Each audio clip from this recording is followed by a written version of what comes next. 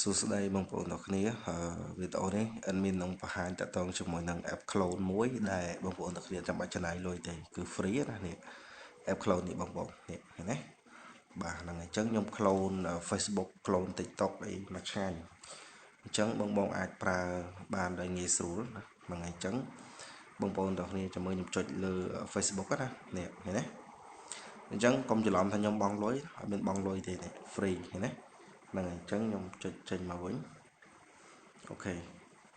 ហើយខ្ញុំចូល Facebook ពណ៌សម្ដងនេះឃើញទេប៉ុន្តែដូចខ្ញុំបញ្ជាក់អញ្ចឹងវារៀងរំខាន app បន្តិចនេះអនិច្ចកម្មបន្តិចតែអត់អីទេឃើញទេហ្នឹងហើយ app មែនតើបងណាហ្នឹងហើយអញ្ចឹងយើងប្រើអីទៀតខ្ញុំបើកអានេះអាទី2អូខេឃើញទេបើកអាទី2ទៀតapp មែនតើណាហ្នឹងហើយ app ខ្លាំងបងបាទ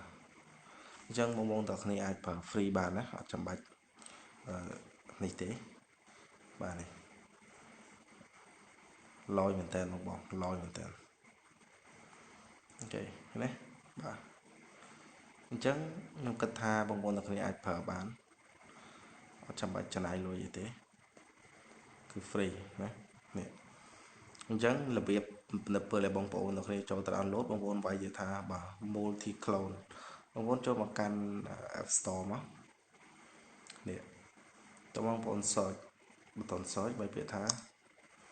បាទ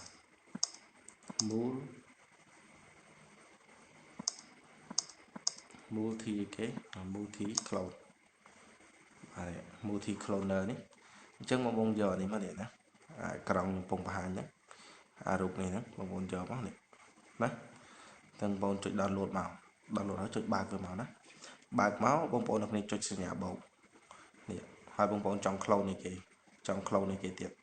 អស់ clone បានតាមចិត្តណាអញ្ចឹងខ្ញុំ clone Facebook ពណ៌សនិង Facebook Lite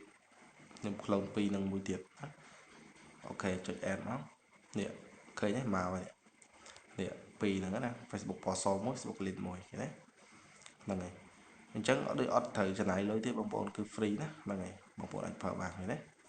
បាទអញ្ចឹងបងអាចសាកទៅ download app ហ្នឹងមកណា app ហ្នឹងមកនេះហើយយកមកបើកប្រើអធិស្ឋានសំឡេងមកអូខេរៀងមាន app តិចតួចទេតែអីទេបងប្អូនប្រើបានណានេះអូខេតោះវីដេអូនឹងមានប៉ុណ្្នឹងទេហើយបងប្អូនចង់ clone អីក៏បានដែរតែចិត្តបងប្អូននេះខ្ញុំ clone Facebook TikTok YouTube នេះបងប្អូនចង់ clone អីចុចលើហ្នឹងមកណាច្រើនណាអូខេតោះវីដេអូនឹងមានប៉ុណ្្នឹងទេហើយបងអាចសាកប្រើបានណា